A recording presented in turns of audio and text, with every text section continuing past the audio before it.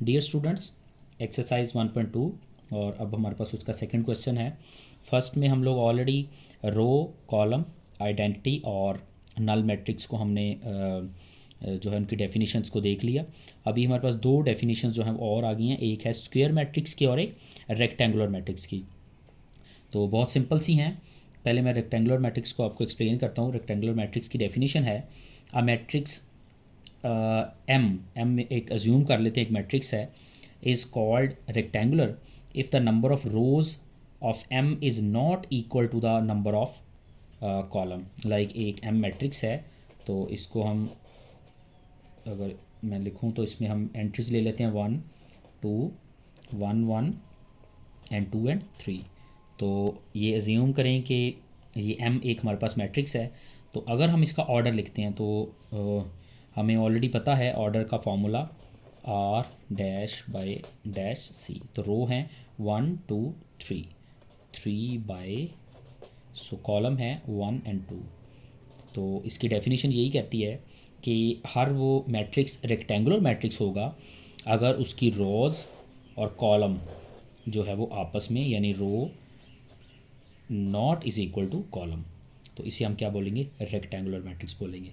तो इसी क्वेश्चन में हर वो मैट्रिक्स जो है, जो अगर आप उनका ऑर्डर लिखते हैं, रो और कॉलम आपस में इक्वल नहीं है, तो इसका मतलब कि वो सारे के सारे मैट्रिक्स जो है वो रेक्टेंगुलर मैट्रिक्स होंगे। इसी तरह स्क्वायर मैट्रिक्स जो है उसकी डेफिनेशन भी बहुत सिंपल सी है कि a matrix is called square matrix if its number of rows is equal to its number of column. Like M matrix की अगर हम एक कंसीडर करते हैं तो इसमें देखें हमारे पास 1 2 3 एंड 4। सो इसमें देखें 2 बाय 2 का ऑर्डर आ जाएगा। हमारे पास जो है row is equal to column. So अगर हमारे पास रो और कॉलम इक्वल में है तो उसे हम कहेंगे कि ये वो क्या है, स्क्वायर मैट्रिक्स है। यानी इसमें हमारे पास रो और कॉलम की वैल्यू जो है वो इक्वल है। तो हर वो मैट्रिक्स जिसमें रो और कॉलम इक्वल है उसको हम स्क्वायर मैट्रिक्स, लाइक अगर m इज़ इक्वल टू एक सिंपल नंबर हमारे पास है तो इसमें भी देखो ये 1 बाय 1 है, यानी 1 रो एंड 1 कॉलम, तो इसको भी हम लोग जो है वो स्क्वायर मैट्रिक्स कंसीडर करेंगे। तो यहाँ पे ये जो मैंने एग्जांपल लिखी है ये बड़ी कंफ्यूज कर देती है बच्चों को, क्योंकि प्रीवियस वीडियो में हम रो और कॉलम मैट्रिक्स ऑलरेडी देख चुके थे। तो मैं उसको रिकॉल कर देता हूँ। Row matrix mean only 1 row and column matrix mean only 1 column. So ये वाला जो मैट्रिक्स मैंने एक एग्जांपल के तौर पे लिखा है कि जिसमें एक ही रो है और एक ही कॉलम है, तो इसे ना तो हम रो मैट्रिक्स कंसीडर करेंगे ना इसको कॉलम कंसीडर करेंगे।